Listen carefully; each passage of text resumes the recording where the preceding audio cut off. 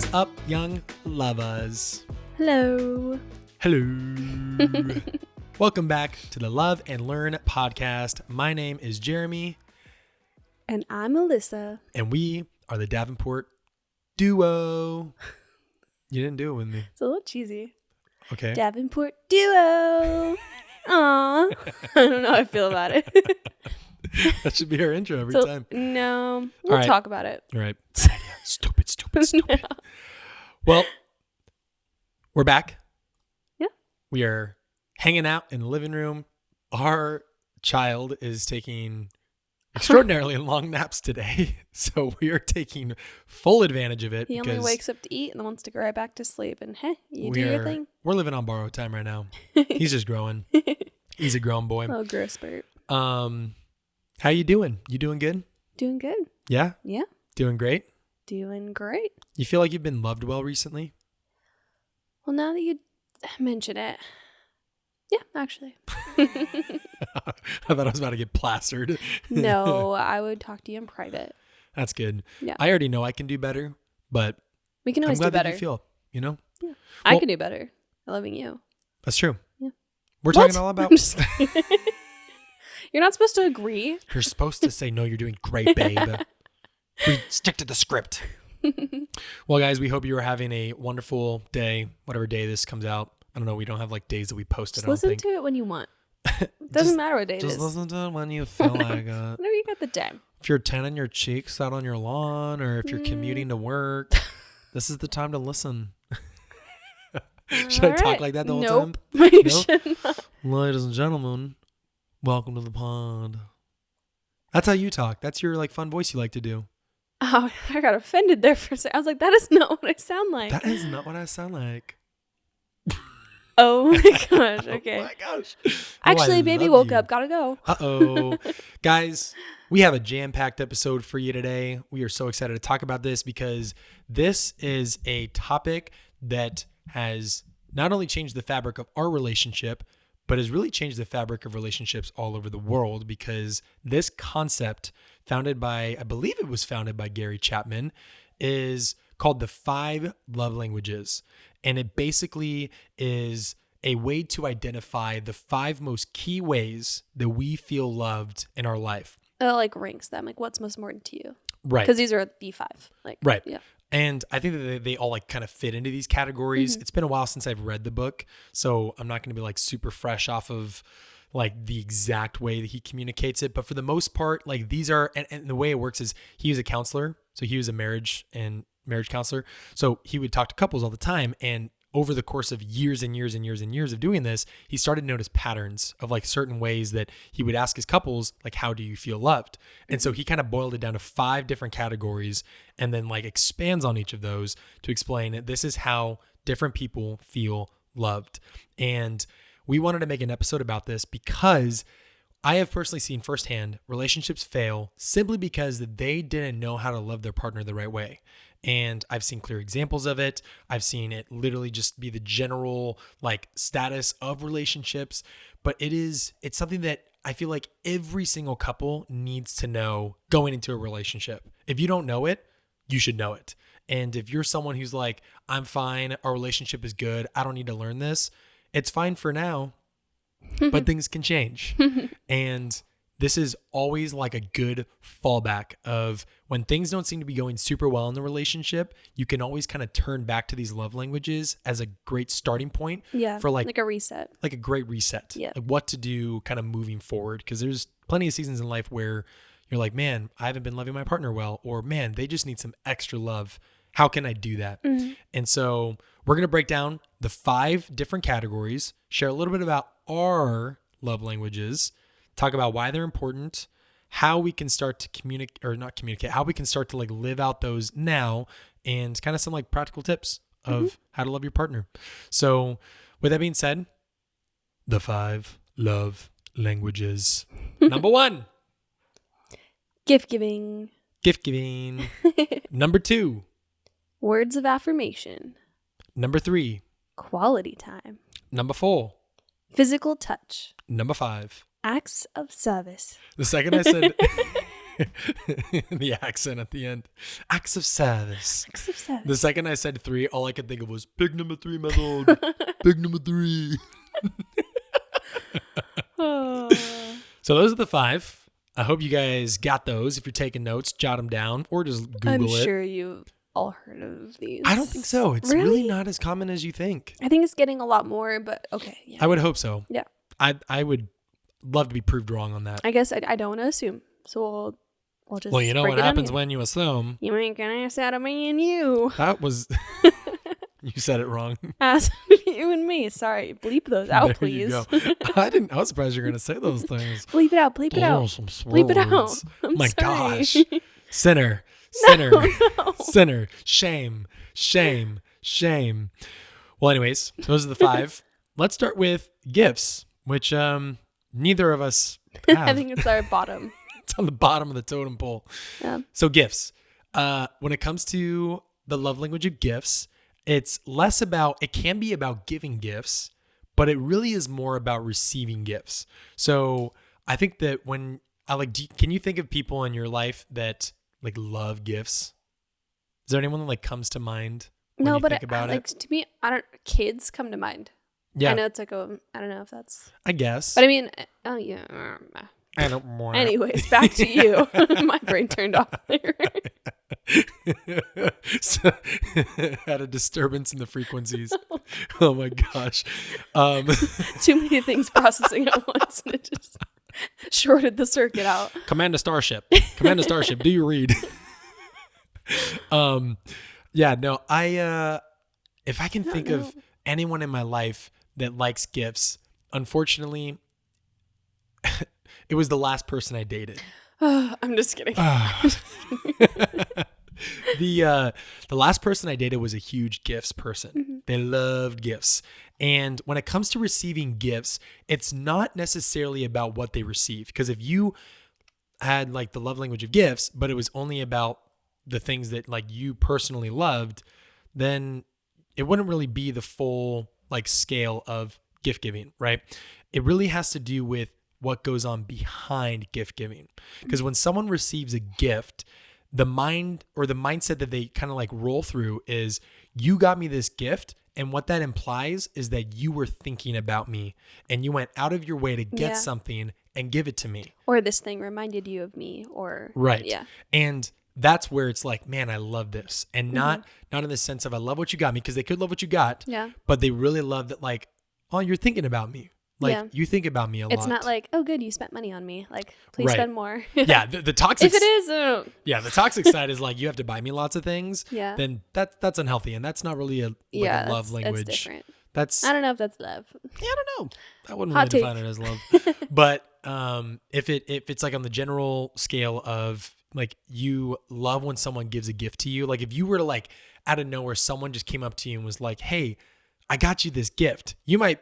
If you're someone that doesn't have that as like a love language, or it's like on the bottom of the totem pole, you'd be like, "Oh, thanks. Appreciate that. Wow, that's cool. Love it." But if it's on the top, you're like, "This is the greatest day ever." Like, wow, you just made not only my day, but you made my week, because you like thought about me outside of like us hanging out together or us talking, and you got something because it reminded you of me. And that means a lot to me. So that's kind of the idea of gift giving, is you are someone that loves when people give you gifts, and less about what you receive, but about the message behind getting that gift.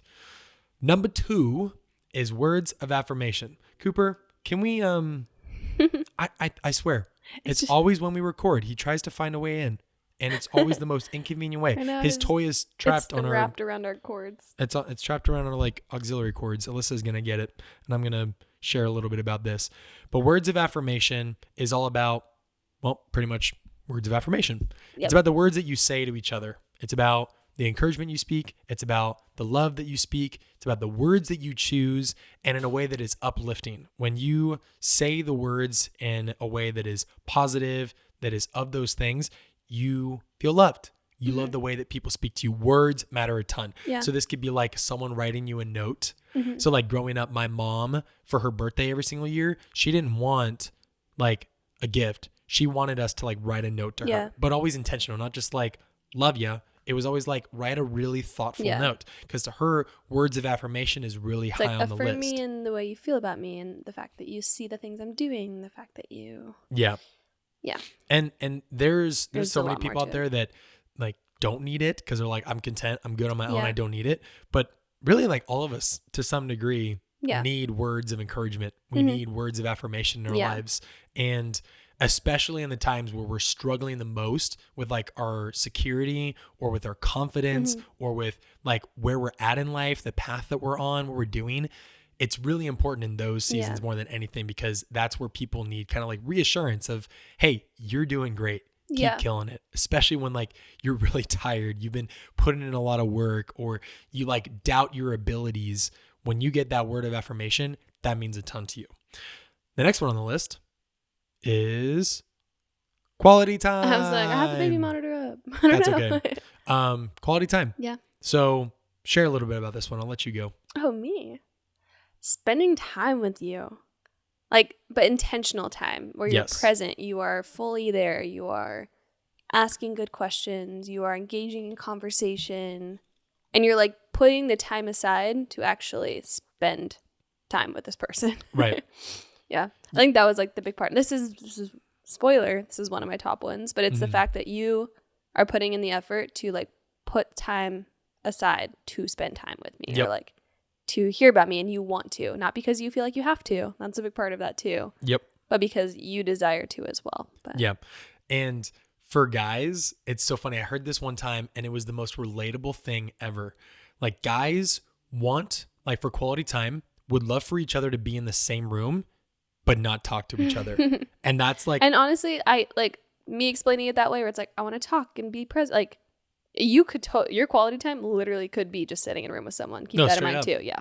That's Yep. not my take it's not on yours. it. But when it comes like, but that's like true quality time. Yeah. It's just guys process things differently. Yeah. And for us, it's like, we want to be alone, but with someone.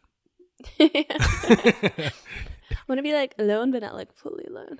No, seriously. It's like, I would love for nothing more than for us to like be in the same room together and like watching a sport or like a TV show or something. Yeah. And I could like be on my laptop getting work done. And I'm like, this is great quality time. Like, I love spending time with you. Like, if we were to go to a coffee shop and both be getting work done together, I'm like, this is quality time. And Us on Tuesday, we were working all day at a coffee shop. We get back in the car to drive to go pick up Silas. yep. And I'm like, hi, I haven't talked to you in 6 hours. And he's like, yeah, I guess so. I'm like, we literally been sitting by each other for the past 6 hours, and we have not said like a word to each other. And in my mind, I was like, that We was hung out all awesome. day. We just hung out all day together.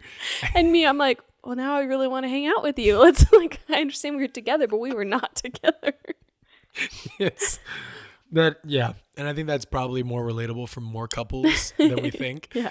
But yeah, that's quality time. Yeah. And gosh, we could talk forever about this one, because more than anything, with the digital age and the digital era that we live in, our phones are glued to us. And so even like being at like the dinner table or going out and getting dinner together and like still being on our phones and like going through and searching things and stuff like that, we can try and justify it all day long. But like, if you're looking at the screen, you're not paying attention to your person. And like, this is where I think a lot of people really struggle nowadays with quality time, is because we're like always staring at our phones when we're with each other. We're always distracted by a TV or a screen or something else. Yeah. And we're never actually fully present with each other. And I think that like social media has really done this to us, where it's taught us that like, we don't need to necessarily like be in person to connect and like be like talking to each other. Like, I think, I don't know if it was like a comedy skit or something I saw one time, but it was like, I swear it was two people sitting across from each other and they were like Snapchatting each other or something like that. I don't know. No. But it was really funny. But it was just like a meta description of the world that we live in today, where we are constantly with each other, but not with each other and not spending quality time.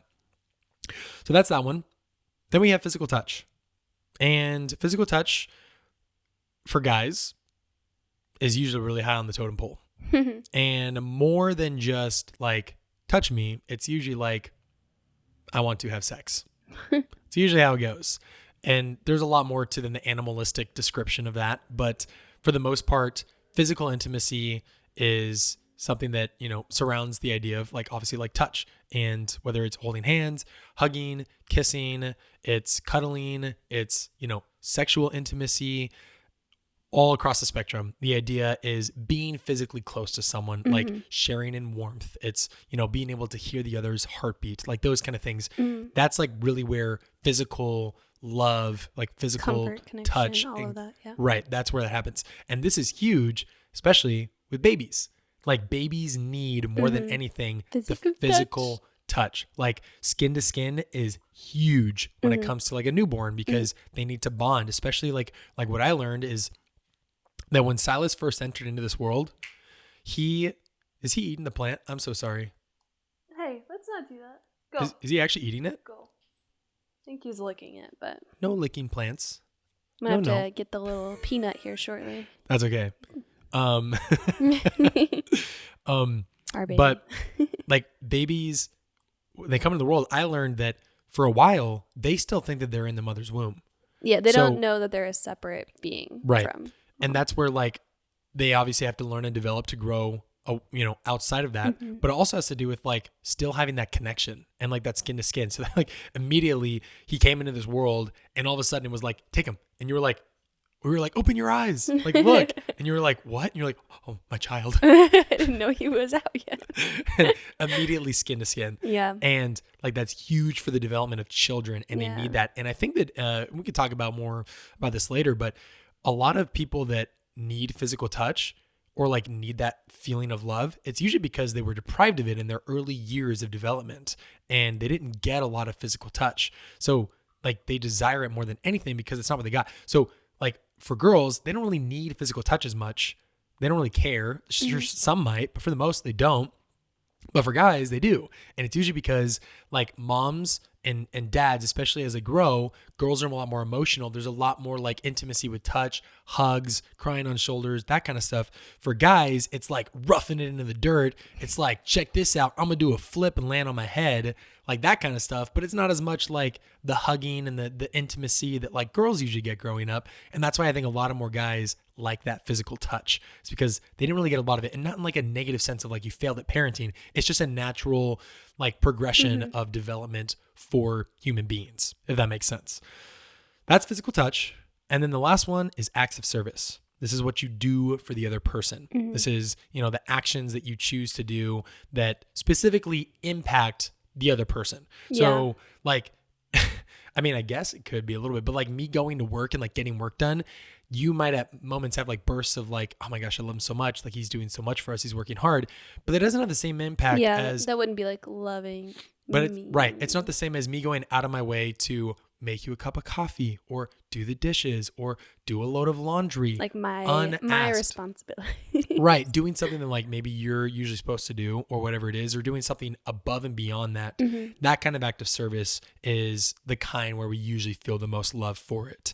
So yeah, that is a full breakdown of, I guess, like the 5. And that was like a really brief version of them. We really encourage anyone that's listening to this, go get the book by Gary Chapman called The 5 Love Languages and just read the book. Get super educated on it, because the more you learn about each of the love languages, the better you're going to learn to love your partner. To love your partner, absolutely. But to learn what your love languages are. Yeah. Because we can give brief descriptions with a couple of examples. And there's a test too. Yes. Yeah. So you could always take the test and kind of learn in the season, like, what are my love languages? Yeah. It's like, would you prefer your partner do this for you? Or would you like it more if you got a gift for this than if you, someone were to give you like a back massage? They break it down. Yeah. All that kind of stuff. But, like there's tons of examples in the book and it breaks it down even more. So it really helps you be like, oh wait, that really is me. Cause we can go into it thinking that we have a certain love language in the same way that with an Enneagram, you might be like, oh, I'm totally this type. And then when you start to really learn more, you're like, no, I'm not that type. Yeah. Cause the test can also be not as accurate as we'd like, because sometimes we could also answer the question 2 different ways. Because we're like, oh, I'd like it this way too. So they can give drastically different results. Yeah. So maybe take the test a couple of times and see if it's consistent. But it's, go above and beyond. We're going to give a brief breakdown of it, talk about ours. But the principle beyond all of it is that these are really important to learn because it impacts your relationship. Yeah. Baby break? Yeah. Baby break. Hey, it's me, Jeremy. And while we're on baby break right now, I thought this would be a great time to talk to you about our brand new wedding planning guide, or I guess I should call it the ultimate wedding planning guide that we recently created and have dropped on our website. So if you are someone who is engaged, someone who is about to get engaged, or man, maybe you're like really expecting to get engaged soon, or you're maybe even just single and you are really ambitious and excited about one day getting married, this is the guide for you. Now, my wife and I, if you don't know this, are wedding photographers, and we have been in the industry for the last 6 years and have spent thousands of hours with couples during their day and during the planning process. And over that course of time, have learned habits, have learned a lot of different tips and tricks, but we've also seen a lot of reoccurring themes that play into what it takes to make your day amazing. And we've taken all of those tips, all of that experience that we've had, everything we could think of, we have just regurgitated it into this guide and have made it the ultimate wedding guide to give you everything you need to know to plan for your wedding day. We would hope that you're not already a pro at it, unless you're already in the industry, because most of you, this is your first time getting married. And so we're taking everything that we've learned, we've given it to you into one simple guide to save you the hours and hours and hours of researching different guides or emails or articles online and different blog posts. We've saved you all that time putting it and condensing it all into one single place, so you have everything you need to know, from the step-by-step of planning your wedding day, going through your sample timelines, talking about whether or not to do a first look, to different ways to save, to tips and tricks from us, to everything in between. And we even top it off with some marital advice that we encourage every single couple to learn before they get into a marriage. And so if you're someone who is in that season of life, we encourage you to check it out. It is the ultimate and the best thing that you could do to set yourself up for success in your wedding day, in your wedding day process, and going into your marriage. And we hope that it is for you. All right, back to the pod. All right, back from our baby break. And this time with child. We have baby. And he's in a good mood. He's in a good mood. See how long he chills here for. Yeah. He seems pretty interested in his kneecap. Yeah, it's a good kneecap. So we've given a breakdown of each of the 5 love languages. Now, the question that everyone's been burning to ask. What is your love language? I've been burning to ask that. I think everybody wants to know ours for sure. Right? Right, yeah. Mine, in this current season, I'd say my top one is quality time. And then my one underneath that is words of affirmation. Mm-hmm. Are we just doing top 2? Go like down the list. What do you think the rest are? I would say third would probably be acts of service, and then physical touch, and then gift giving. Cries. Physical touch is so far down. Sorry. That's okay. I think also too, it's like now I'm touched like all day, so, like to some degree, because they're like he's with me all the time too. So it's like even more so. I'm like, not now. Like less, please, less. Yep. Yeah. So mine would be physical touch, and then it would be acts of service, then it would be words of affirmation. Then it would be, I'm so sorry. I skipped quality time. I was like, you're really putting it down at the bottom. I didn't think it was that low for you. No, I totally missed it. So I should have wrote these down. I'm just going off in my head. Yeah. So it's going to be physical touch. Then it will be quality time, acts of service. Then it would be words of affirmation, and then gifts. So yeah, gifts is on the bottom, I think, for both of us. Yeah. But then I think after that, it already changes because yours is much higher for words of affirmation. So yeah, very different for both of us, which is so good to know, because usually the way it works is the way we feel the most loved is the way that we think other people feel loved as well. Yeah. So like the way, I don't know, you can reflect on it, but kind of think, how do I show my love for others a lot of the time? Like, are you the type that's constantly texting your friends like, hey, like, just, you're doing great, you're awesome. You probably also want to receive that yourself. Your words of affirmation is probably up there for you. Yep. But yeah, and especially if like you go around touching people a lot, you probably want to also be touched a lot. Loved how that went. Are you the hugger in your group? Yeah, right. Honestly, no. If you are the type that is more like physical touchy, that's probably how you also like to be loved. And so that's like a great way to already kind of gauge where you're at. But what's so important is knowing if that's how other people want to be loved too. So this goes into the main question of like why it's so important to know each other's love languages is because the common misconception is what we said, which is that people love others the way they think they like to be loved because of how they feel loved. And when you do that, sometimes you strike gold and it works. Other times it fails.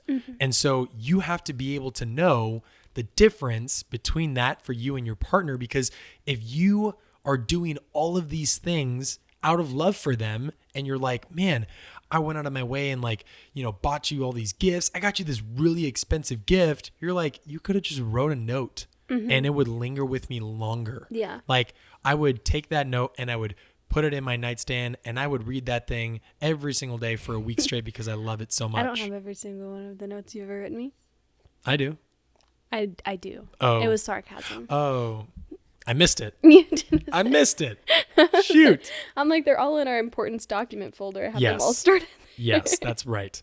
So yeah, if we have the wrong idea of like how someone wants to be loved and then we take that into the relationship and that's kind of like how we direct our actions, sometimes it's really just like pouring into a cup with holes on the bottom.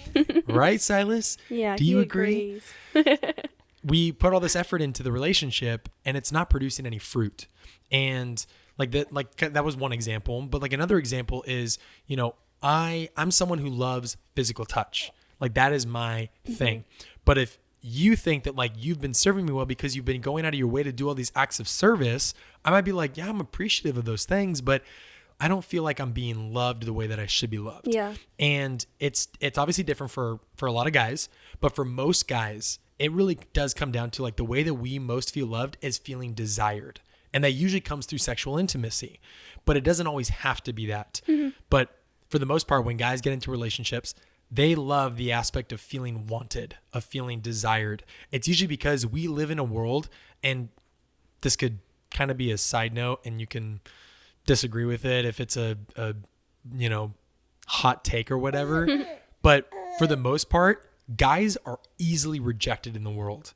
Like for girls, when you go to like a bar, it seems like most guys are after a girl and girls are only after certain guys. And the idea is that like a guys like kind of growing up don't get the amount of emotional love that they need, and they kind of get tossed to the side, or it's like we just bottle up our emotions and stuff, whatever it is. But for the most part, we don't feel that like drive of desire from our partners or from our people in our life. So when you get into a relationship, we love the feeling of being desired, like going out of our way. I want to be with you. I want to be intimate with you. Like that feeling is huge for me. But if I do the same thing for you, you're going to be like, I don't want to do this right now. You're like, no, like, why can't you just like cuddle with me? Can we just talk? Can we just talk? Talk? Can we talk? Yeah, it's completely different. Yeah. But what happens is in a lot of relationships, people think that they're loving their partner well, when in all realities, they're not.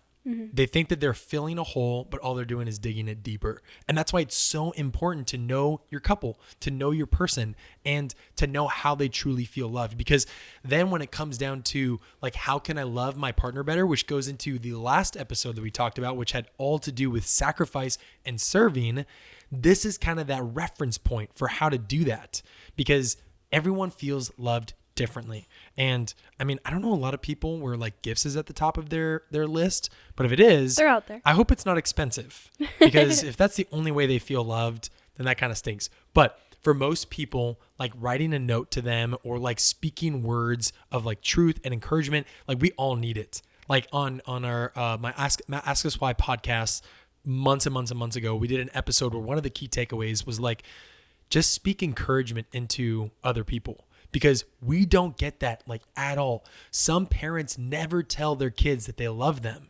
And so even just like telling someone that like, hey, like, I love you. Like, you matter in this world. Silas, I love you.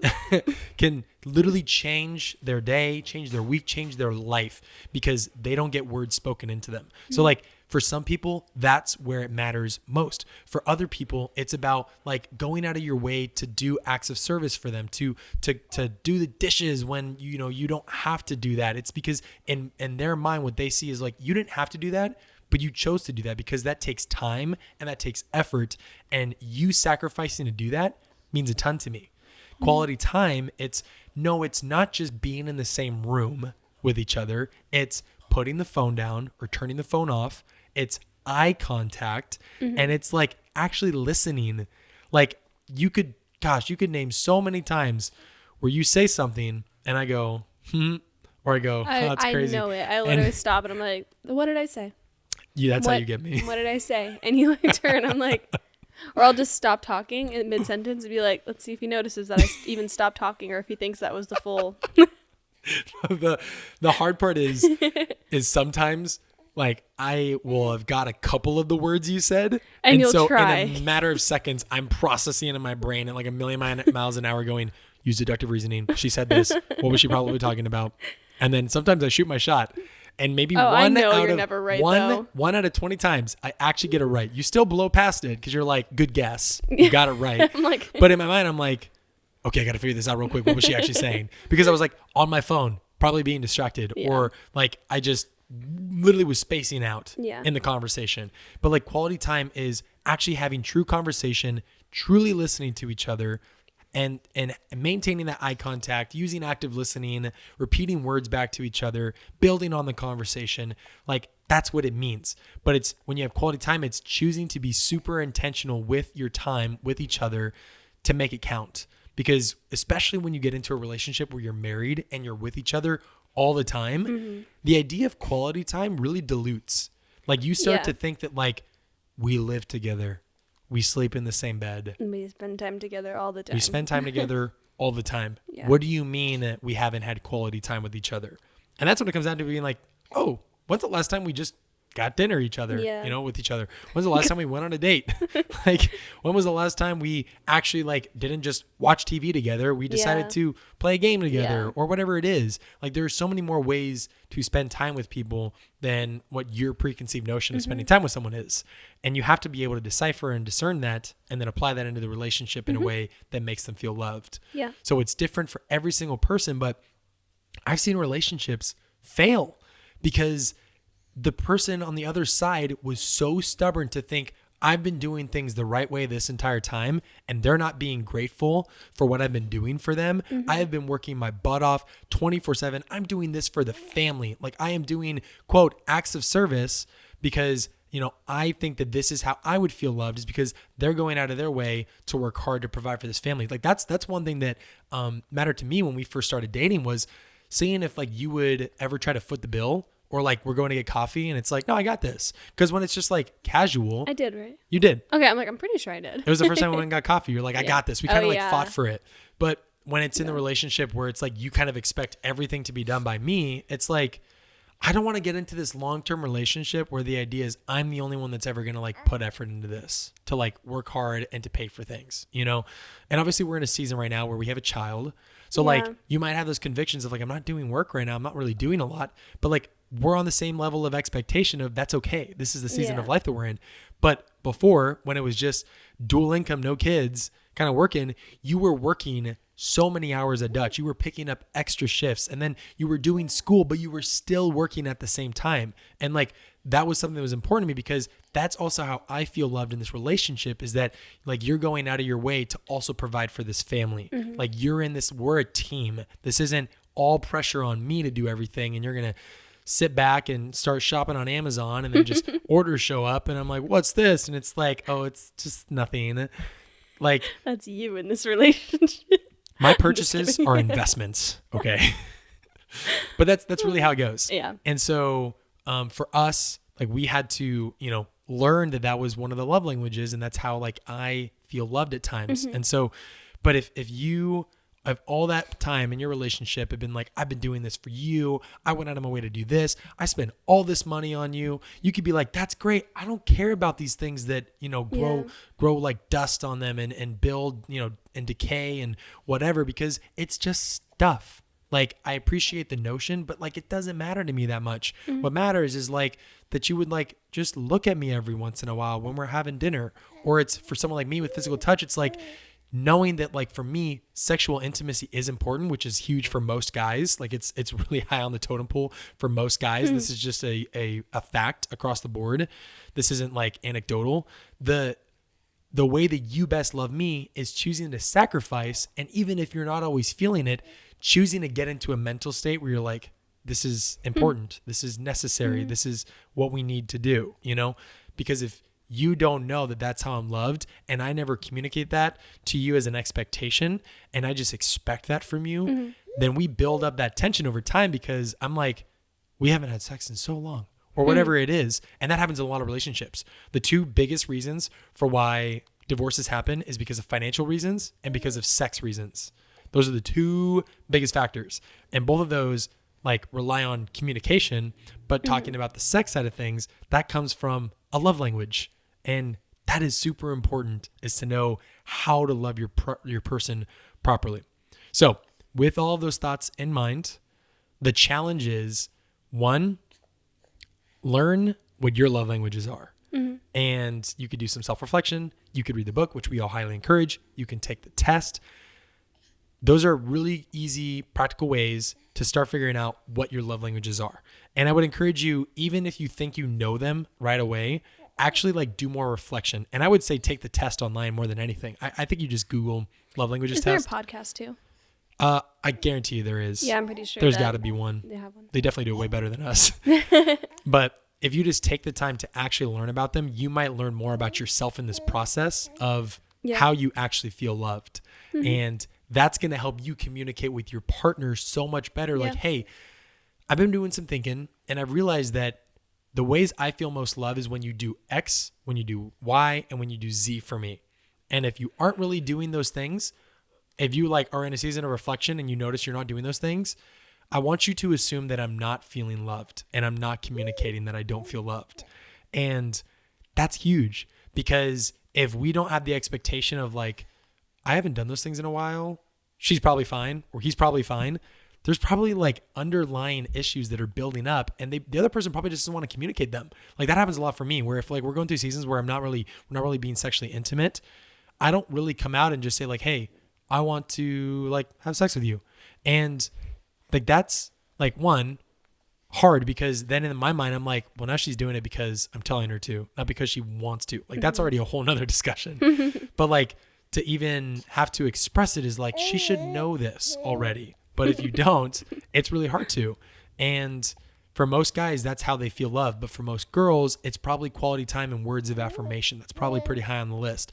And if I'm thinking back and I'm like, well, I've been spending a ton of extra time on work recently, I really haven't like said anything encouraging to her recently, or whatever it is, then there's probably a good chance that like I could already be doing better, but that she might be in a position right now where she doesn't really feel loved, and she might not like feel like communicating it. She might not know how to start the conversation, whatever it is. But like for both parties, learning to initiate that is huge. But if you can be under the impression that they might not be loved that well, it can encourage you to start doing those things. Yeah. And if they already are feeling loved, then it's bonus points, right? Yeah. You don't lose. It's not a lose-win situation with it. It's a win-win. You're totally blocking your face for It's okay. the podcast. Alfalfa will join us. I'm actually not sticking up too much right now. Oh, nice. Sorry. Well, Hi. yeah. So that's the first thing to do, is to learn what your love language is, or your love languages are, and in the order of the most important. The second is to learn your partners, to initiate that conversation. You don't have to be married to have this conversation. It's all about being intentional, setting time aside, and being on the same page with like, hey, let's each learn our love languages. If you don't know them already, let's learn them and then let's talk about them. Yeah. So it's going to be like, hey, like next week, let's go on a date. But I want us to talk about love languages when we meet up. So then each are on the same idea of like, take the time to research, share the podcast, go read the book, whatever it is, take the time to do that. And then when we meet up, we're going to talk about this and just kind of share with each other and just kind of like share some examples and share some ideas of, yeah, when you do these things for me, I've realized like I feel really loved when you do that. Yeah. And when I don't feel these things, I don't feel really loved. Yeah. You'll know these things better when you're married because there's so much more into the relationship, but it's a great starting place even when you're dating to know these things. And if you're single, even more important is you already know what your love languages are and you already know what they are or the concept of it, so that when you go into that relationship, you can learn pretty early on how to love your partner well, because that's going to save you so many problems in your relationship, especially when you feel like you're struggling and the relationship isn't doing hot. The best thing you can do is just start loving them like way better and way more. Like take time to be way more intentional with the things that you're doing. Go above and beyond and serve the other person. I promise and I guarantee you, your relationship will get better if you just start loving them more. Yeah. Like that really is what it comes down to. Everyone says this whole thing of like, the love's just not there anymore. And like that can be true in the sense of the infatuation, which does go away after some time, but you can still feel loved later on in the relationship. Like it's not like, wait a second, this is a scam. You're telling me that this infatuation wasn't going to last 50 years for me? Like then no marriage would exist because everyone seems to be suffering after that, right? But no, you can still love your partner really well beyond the 2-year mark as you continue to grow in your relationship. You can continue to love them in a way where they feel loved that brings energy into the relationship. And so if you can learn your love languages, learn their love languages, and talk about it with each other, it's going to set you up for success to have actual practical tips. Because we can give you practical tips right now for each of them on like what to do, but it doesn't matter. Like what matters is knowing how your partner sees and how they actually choose to. Right. Because you know, you could hear my take on quality time and be like, this is how you can start doing quality time with me. And then someone could take that and be like, all right, I'm going to start doing that right away. And they could be like, what are you doing? Like, what do you mean? I'm watching TV with you. And they're like, we never actually watch TV. It's like, well, I listened to this podcast and they said that they feel loved when they're in the same room together. It's like, what? I know it's a silly example, but the premise still stands that if you can talk with your partner about it. Yeah, put in the effort to actually learn and understand how your partner sees it and how they want to be loved, and yours as well. And that takes the relationship so much deeper because you truly know your person. And these will change. Like they can change in different seasons. Like we've recently talked about how like yours have kind of changed a little bit. Like words of affirmation wasn't super high on the totem pole for you for a while. Especially like during pregnancy, I think that's when it switched and I didn't even realize it. But I think I was doubting my ability of like, am I going to be a good mom? I'm not handling pregnancy well. Like all of those doubts started creeping in. I'm like, I think I just need like assurance on this. Like, and I like realized the more you were doing it, I'm like, okay, I think things are shifting for me. But like thinking back though, it's like acts of service was a huge one in the season that I was working a ton and going to school and doing all of that. I'm like, I don't have time to do anything. Like I need things off of my, like out of my hands. Like I need help in that way. And like you stepped in and saw that too. But those were all conversations, like check-ins, like, hey, is this still like how you're feeling love? Like, how am I doing? Like that type of thing. But yeah.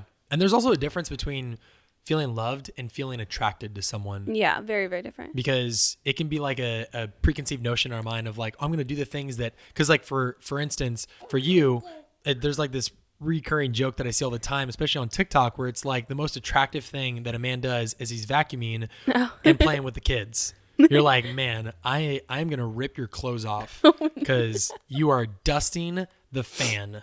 OMG. Like that's like an idea of like, oh, she's attracted to me when I do those things, but that's not necessarily how she feels loved. So you can't mix those two things up where, oh, well, this is how this is how I feel attracted to someone versus how they feel loved by someone. Yeah. And so learn to distinguish the two, but learn how to love each other because that deepens the relationship. It deepens the bond, and it always sets a great foundation to go into your relationship with. And as a fallback to be like, things are kind of sucking right now. How can we like make this marriage better? And it's like, well, I went to dinner with them, but they didn't seem to like it. And in their mind, it could be because they went to dinner and the entire time you were just on your phone or watching the sports game in the background. He needs a moment. Oh. Tell us. This is your moment to share how you feel loved. Hey, buddy. Oh, big smiles. All right, we'll finish up. Yeah, but it's like, okay, we went out and got dinner because you were like, "Ah, we should go on a date. I feel like we haven't gone on a date in a while, and I would really love it if we did." And it's like, great, you do, but the entire time you were focused on the TV behind, or you were on your phone, or whatever it was. It's like you weren't actually having quality time with them, or you weren't being intentional with it. Whatever it is. Yeah. Don't just see these like your partner's top love or whatever it is as like a checklist too. It's Right. like quality time, cool. We're going to dinner, check. Like you should truly, truly be desiring to like love them as best as you possibly can. Yeah. It shouldn't feel like I just need to check this off my list and go. Like, yeah. No, that's a great reminder because it can be really easy for us to think, oh, well, I need to be loving my partner, so I'm going to go into this and check off the list. Because like for you, it could be like, oh, well, if I just have sex with him, he'll shut up. Check. And you check it off. But like you should actually desire to do that. And that really does boil down to your philosophy of what it means to be in a relationship. Yeah. This goes back to the last podcast we talked about, the whole idea of like the me-centric culture. Like a marriage is all about us and what we can get out of it. But if you go into this being like, no, I love this person with my whole heart and I want to serve this person, then like you have joy going into it. And you do it both ways. When one feels loved and then the other one is like, man, I feel so loved, they want to love you back. And the hard part is you might be in a season where both don't feel loved and you're waiting for the other partner to start loving you. Yeah. But I would challenge you to do the loving first. Like step out of the pride that you have or the scorecard that you have in your mind of, well, I've been doing great. Tear or whatever. up the scorecard. Tear it up. Rip it up. Burn it. Shred it. Get rid of it and go into it with a mindset of, you know what? No, I'm going to take initiative. Because when you take initiative, it is huge because it sparks something that, you're waiting for the other person to do. But when you start it, you actually kind of get a feel of like, man, I love this. Like I love going out of my way to love them, even when I'm not maybe feeling loved. And it's something about the way that God designed marriage for us, because it really does speak light into this is right. I'm doing the right thing, So yeah, that, my friends, is the 5 love languages. We hope you guys learned something from it. Hope you guys got some encouragement from it. And if anything, the challenge, you guys already got it, but man, go learn more about love languages and like apply it into your relationships and into your life. And I promise it'll make things so much better, especially when you're going like through hard seasons of life. Silas is passionate about this too. Yes. Yeah. Because we've already had, like we've talked about, we've already had a lot of hard seasons in our relationship, even though, we're young into it. We didn't get the honeymoon phase. So we kind of went straight to like feeling like we've been married for like 5-10 years. And it's kind of like, we got to have these hard talks. But it taught us really quick. Silas, we're almost done. Almost done. I know, you just want to chatter. We like got to points in our life where we're like, man, this marriage is not doing great. And we kind of had to hit the reset button. Yeah. And the thought was, how do we do that? And the first thought was like, all right, well, let's go back to our love languages. How can I do this for my partner? And how can I start doing that? And then you figure out what it is. And then from there, you get an idea. And then you initiate on the idea. You take action. And before you know it, like you're planting seeds that are going to start to grow. And it's going to start to flourish in your relationship. So that's my encouragement to you guys. Hope that was educational. Hope it was helpful. And yeah. Anything else you want to share? Silas wants you all to have a good day. Blowing bubbles. Yeah. Do you have anything else? No, just love your partner as well, guys. Love your partner as well. And remember, it's a journey. You guys are joining us on our journey as we're continuing to love and learn. So make sure to like this podcast if you haven't already. Share it with any of your young lovers that you know, because that's the best way to help this podcast grow. And it also can be really helpful for them, especially if you know someone who's struggling in the relationship right now, because this is such a huge, like, they're going to tell you this in therapy and counseling. This is what you're going to learn anyways, is like learn the love languages. Like this is Gary Chapman. This was what his job was. He was a marriage counselor. So like he's taking the principles that he would teach his couples who were struggling these things. So if you want to skip the therapy or if you want to avoid the therapy, learn the principles already. And yeah, like it, share it, subscribe, and we will catch you on the next episode. That's the pod. Bye.